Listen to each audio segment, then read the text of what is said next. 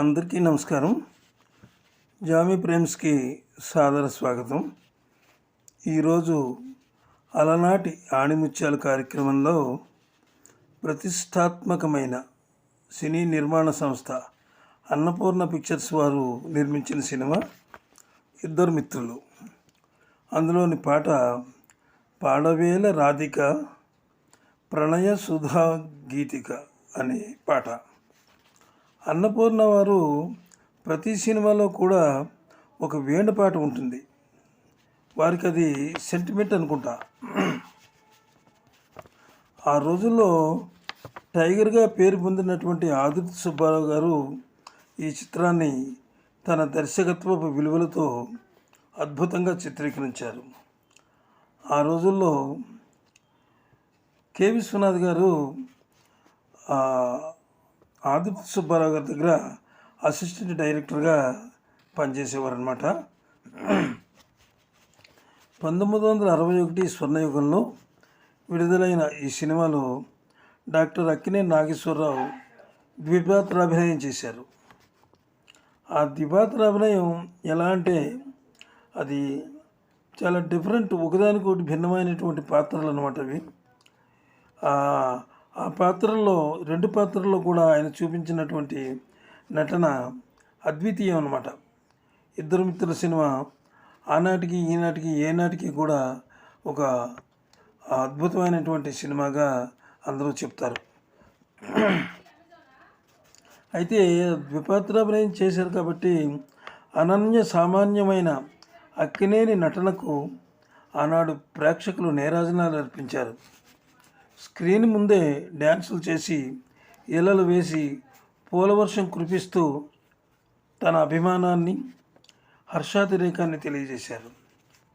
ఈ పాటకు స్క్రీన్ మీద కనిపించిన వారు ఈవి సరోజ, శారద. చివరిలో అక్కినేని నాగేశ్వరరావు గారు కనిపిస్తారు. ఈ ముగ్గురు కూడా అక్కడ ప్రేక్షకులను కనువిందు చేశారు ఈ ముగ్గురు కూడా. అయితే ఇక్కడ ఒక విషయం మనవి, వీడియో పూర్తిగా చూడండి. మధ్యలోనే చాలామంది స్కిప్ చేసి వెళ్ళిపోతున్నారు. దానివల్ల నేను చేసిన ప్రయత్నం వృధా అవుతుంది. ఒక మంచి సాహిత్యానికి సంగీతానికి సంబంధించినటువంటి కొన్ని విషయాలు మీకు చెప్పాలనే ఉద్దేశంతో ఈ వీడియో చేస్తున్నాను. దయచేసి మీకు నచ్చితే లైక్ ఇచ్చి మీ ఫ్రెండ్స్కి అందరికీ షేర్ చేయండి. ఇక పాట రాసిన వారు మహాకవి శ్రీశ్రీ. శ్రీశ్రీ ఈ పాటను వ్రాయడానికి ప్రత్యేక శ్రద్ధ పెట్టారట ఆ రోజుల్లో. శ్రీశ్రీ అంటే అక్కినేని వారికి చాలా ఇష్టం. అక్కినేని నాగేశ్వరరావు గారి సినిమాల్లో తప్పకుండా శ్రీశ్రీ పాట ఉండవలసిందే. ఆయనంటే ఆ మహాకవి అంటే అక్కినేని వారికి అంత ఇష్టం అన్నమాట. ఆయన్ని మహాకవి అని యాదాలాపంగా అనడం కాదు, యథేచ్ఛగా తెలుగు సాహిత్యంపై పూర్తి పట్టు సాధించిన మహాకవి శ్రీశ్రీ. లోతైన విశ్లేషణలతో, అందులోని లోతైన అర్థాలతో, అర్థాన్ని అంతరార్థాన్ని అంతకన్నా మించి పాటల్లోని లోతుల్లో కదలాడుతున్నటువంటి కవితాత్మక తాత్విక రసగులికల్ని ప్రేక్షకుల హృదయంలోకి వంపుతారు. ఆ పాటతో అద్భుతమైనటువంటి పాట పాడవేల రాధిక ప్రణయ సుధా గీతిక. ఈ పాటలో ఊర్వశి జానకి గారు ఊర్వశి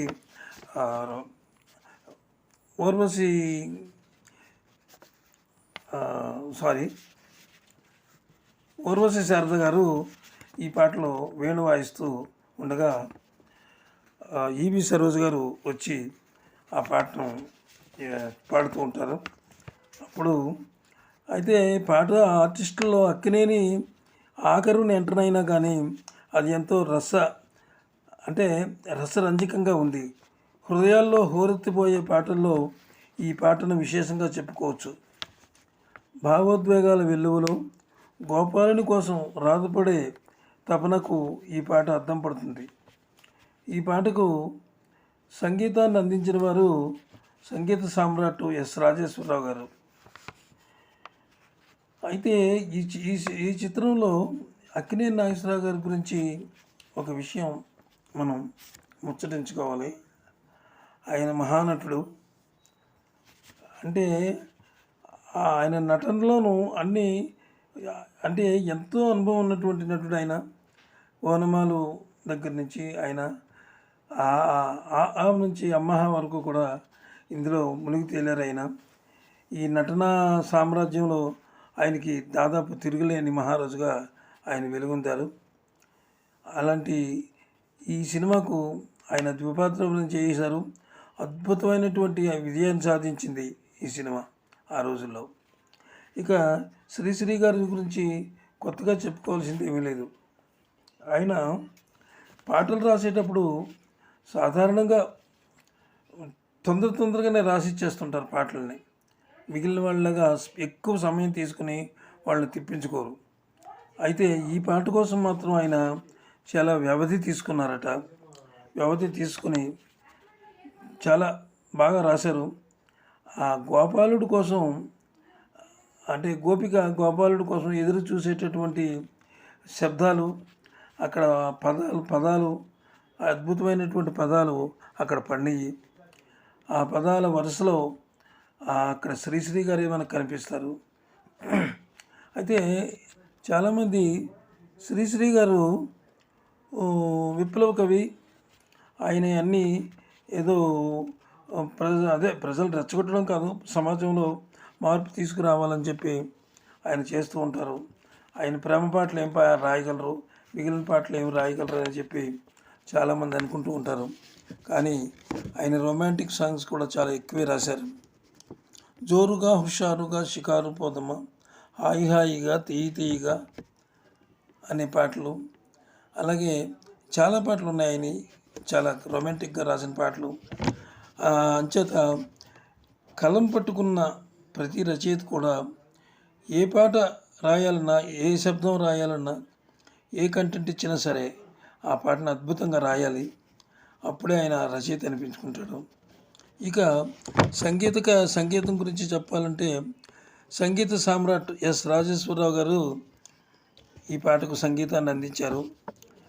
ప్రపంచ చరిత్రలో అత్యుత్తమ సంగీతకర్తల్లో ఒకరిగా కొనియాడబడుతున్నారు రాజేశ్వరరావు గారు. ఈయన అనేక వాయిద్యాలతో పూర్తిగా పరిచయం ఉన్న సంగీత దర్శకుడు. రాజేశ్వరరావు గారి పాటలు ఎంత విన్నా తనివి తీరదన్నమాట. ఎన్నో పాటలు ఆయన పాటలు నిద్రపుచ్చుతాయి, ఎన్నో పాటలు నిద్ర లేపుతాయి. అలాంటి పాటలు ఆయన చాలా రసరమ్యంగా చేశారు. సంగీతాన్ని తెలుగు సినిమాల్లో చాలా వరకు ఆయన తేలికపాటి సంగీతాన్ని ఉపయోగిస్తుంటారు.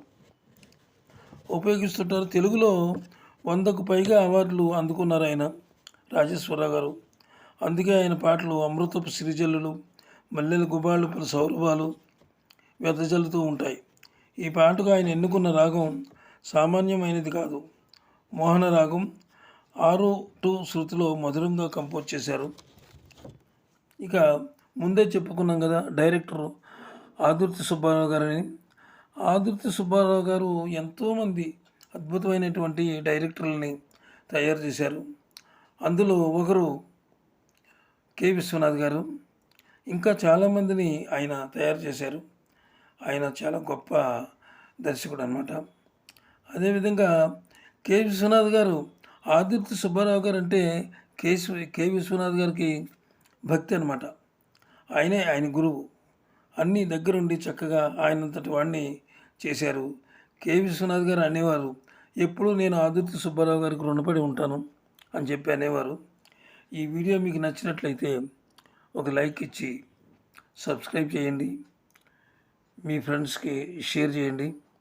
అదే మీరు మాకు ఇచ్చేటటువంటి గొప్ప వరం అని అనుకుంటున్నాను నేను. సంతోషం. అంచేత తప్పకుండా పూర్తిగా చూసినందుకు చాలా సంతోషం. సెలవు. అందరికీ సెలవు. నమస్కారం.